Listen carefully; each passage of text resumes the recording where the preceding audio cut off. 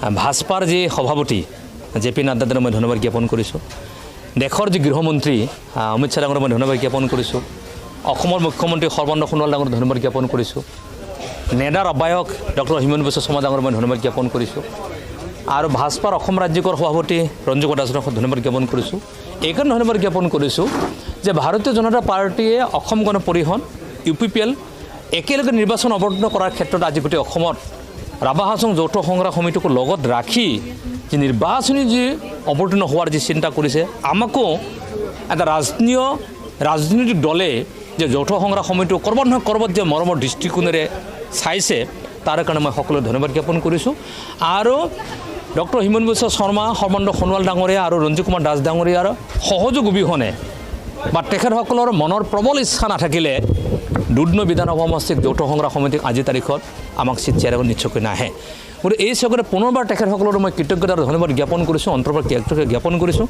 যৌথ সংগ্ৰাম সমিতিৰ পৰা মই তেখেতসকলক কৃতজ্ঞতা মই জ্ঞাপন কৰিছোঁ। এইকাৰণে কৰিছোঁ যে ৰাভা হাছং অট'নমাছ কাউন্সিলৰ অমীমাংসা সমস্যাসমূহ আছে। গোৱালপাৰা জিলাখন আটাইতকৈ পিছপৰা জিলা এখন হৈছে, বা ৰাভা হাছং অট'নমাছ কাউন্সিলৰ সাংবিধানিক যি স্বীকৃতি বা যি মৰ্যাদা, সেই মৰ্যাদা প্ৰদানৰ ক্ষেত্ৰত কথাখিনি আছে। গতিকে ৰাজনীতিৰ অবিহনে এটা জাতিৰ ইছ্যু, এটা অঞ্চলৰ ইছ্যু বা এখন জিলাক আগবঢ়াই নিয়াটো কেতিয়াও সম্ভৱপৰ নহয়।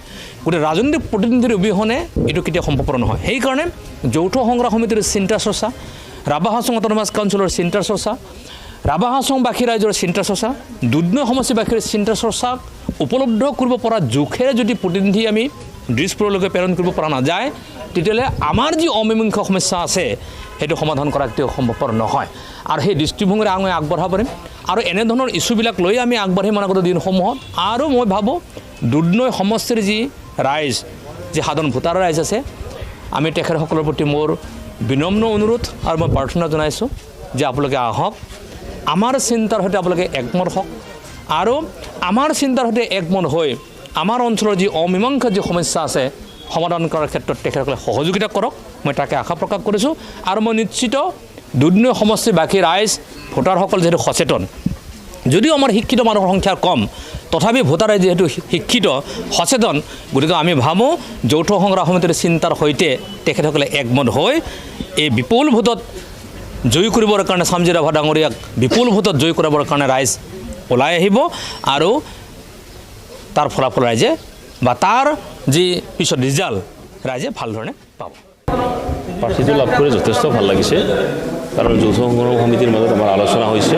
আমাৰ যৌথ সংগ্ৰাম সমিতিৰ মুখ্য সভাপতি টংকেশ্বৰ ৰাভাদেৱৰ আশীৰ্বাদত আৰু যৌথ সংগ্ৰাম সমিতিৰ আমাৰ এটা যিহেতু এটা কমিটি আছে, এই কমিটিয়ে চিলেকশ্যন কৰি পেলাই মোক প্ৰাৰ্থীটো প্ৰদান কৰিছে।